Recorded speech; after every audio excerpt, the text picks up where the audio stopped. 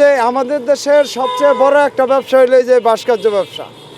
এই ভাস্কর্য তৈরি কইরা ওই ভাস্কর্যের গুড়ায় মানুষে গিয়ে ফুল দেয়, আর বাস্তবে আমাদের জীবনের অবস্থা একেবারেই শেষ। আপনারা ইতিমধ্যে লক্ষ্য করছেন যে এই জুলাই জাদুঘরের ভিতরে ঢুকার প্রথমেই রিক্সা চালকদেরকে দেখবেন যে ওই চালাইতেছে, কিয়ামত পর্যন্ত ওই লাশ নিয়ে চালাবে। আর এই যে রিক্সাওয়ালারা দেখেন এদের অবস্থা দেখছেন, এদের অবস্থাটা দেখছেন।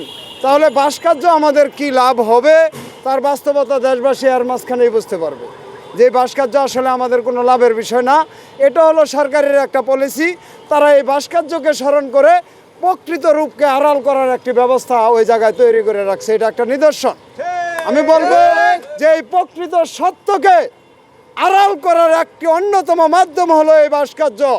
যদি এই ভাস্কর্যের মধ্যে অন্যতম সত্যকে আড়াল করার চেষ্টা করা না হতো, তাহলে শুধু ওখানে ওই একটি নূর হোসেনের রিক্সার ড্রাইভার কিন্তু লাশ নাই 1400 মানুষ শহীদ হয়েছে, আমরা সবার লাশ হাসপাতালে নিয়েছি।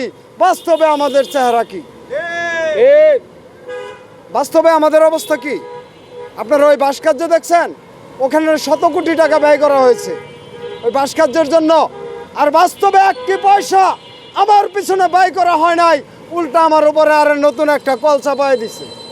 কারণ বিকালে বিদ্যুতের বিল বেশি, একালি কলা কিনতে গেলে 60 টাকা, একটা ডিম দোকানে সিদ্ধ খাইতে গেলে 30 টাকা, 120 টাকা হালি, বাজা খাইতে গেলে 20 টাকা 80 টাকা হালি। তাহলে আমার জন্য কি করছে কোন? ওই জুলাইয়ের যে আমাদের ভাস্কর্য রাখছে, আপনারা ঢুকে দেখবেন যে 1 কিলো দিতেছে, তাদেরকে রেসপেক্ট করতেছে, ওইটা বড় করে মোরাল করে বানানো হয়েছে। কিন্তু বাস্তবে এই চালকগুলোর কি? আমরা তো সেদিন একটা স্লোগান দিয়েছিলাম জাতির সামনে, তো এই আগস্ট আসলে জুলাই আসলেই তো সেই ঘটনাগুলো তুলে ধরা হচ্ছে।